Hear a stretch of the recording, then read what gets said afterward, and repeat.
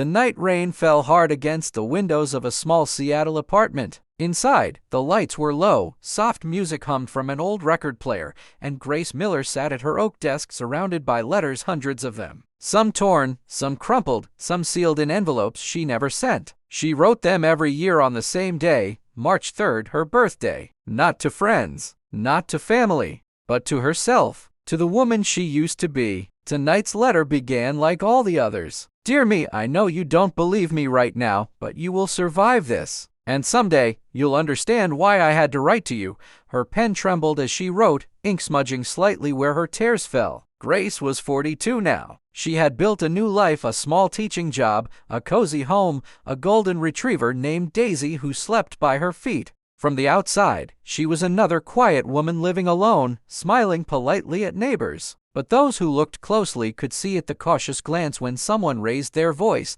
the faint scar beneath her left eye. Remnants of a life she tried to bury. 2 decades earlier, she'd been 22 and full of hope. Fresh out of college with a teaching degree, Grace had been bright-eyed, earnest, the kind of woman who apologized when others bumped into her. That was when she met Evan Carter, charming, self-assured, and so attentive it felt like a movie romance. He noticed everything about her. The way she tucked her hair behind her ear, how she loved old poetry, how she bit her lip when nervous. He made her feel seen. Their relationship moved fast. Within months, she moved into his apartment downtown, a top-floor space overlooking Elliott Bay. Her friends teased her about the whirlwind romance, but Grace felt lucky. For the first time, someone seemed to understand her completely. But love turned to control so gradually, she didn't notice the change until it was too late. It started small. A comment about a friend being a bad influence. A suggestion to quit her late-night tutoring job because she didn't need to work so hard. A complaint about her wearing red lipstick. It makes you look like you're trying too hard. At first, she brushed it off. He was protective, not possessive, she told herself that. Until he wasn't. Grace remembers one night vividly, a dinner party at his friend's house.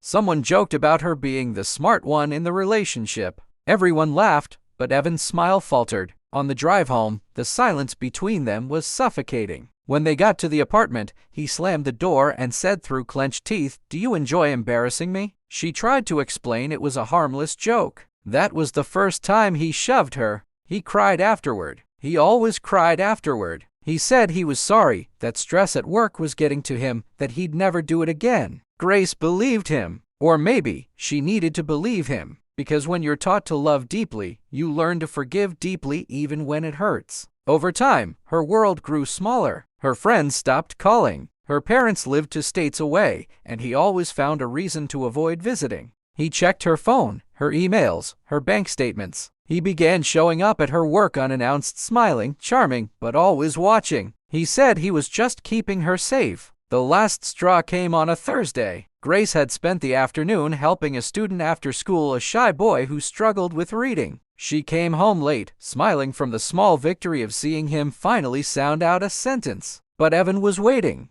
He accused her of cheating, of lying, of thinking he was stupid. The argument turned violent. He threw her phone against the wall. She ran to the bathroom, locked the door, and sat shaking on the floor. Her reflection stared back from the cracked mirror, split, fragmented, bruised. That was the moment she knew she couldn't stay. She waited until he fell asleep, then grabbed her car keys, her wallet, and the small notebook where she kept her poetry, her only possession untouched by him. The rain outside was freezing as she ran barefoot to her car, her heart pounding like thunder. She drove for hours through back roads and small towns until the gas light came on. She found a women's shelter off the highway near Tacoma. The woman at the front desk didn't ask many questions, just handed her a blanket and whispered, "You're safe now." Grace stayed there for 6 months. She found part-time work at a cafe, then moved into a small apartment shared with another survivor named Tessa. They'd talk late into the night, trading stories, each one different, yet painfully the same. Tessa told her something that stuck with her forever.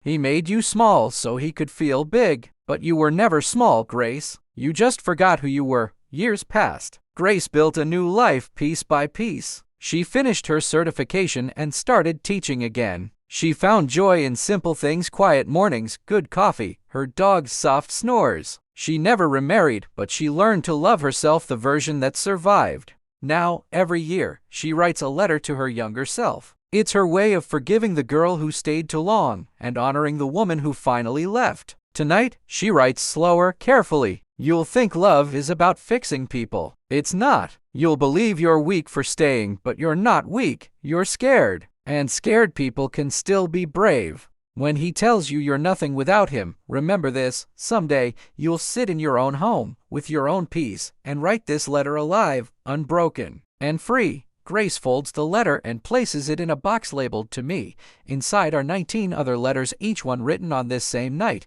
each one softer, stronger, more at peace than the last. She looks around her apartment at the quiet walls, the flickering candle, the dog curled beside her chair, and smiles. The scars are still there, inside and out, but they no longer ache. Later that week, she'll share parts of her letter on an online survivor forum. She won't sign her name, she never does. But somewhere across the country, another woman sitting in the dark will read it. She'll whisper, "That's me," and start her own letter. And just like that, Grace's words, her pain, her survival will ripple through the silence, connecting one voice to another. Because sometimes healing isn't loud. Sometimes it's written in ink, sealed in envelopes, and left waiting for the moment when someone finally dares to open it.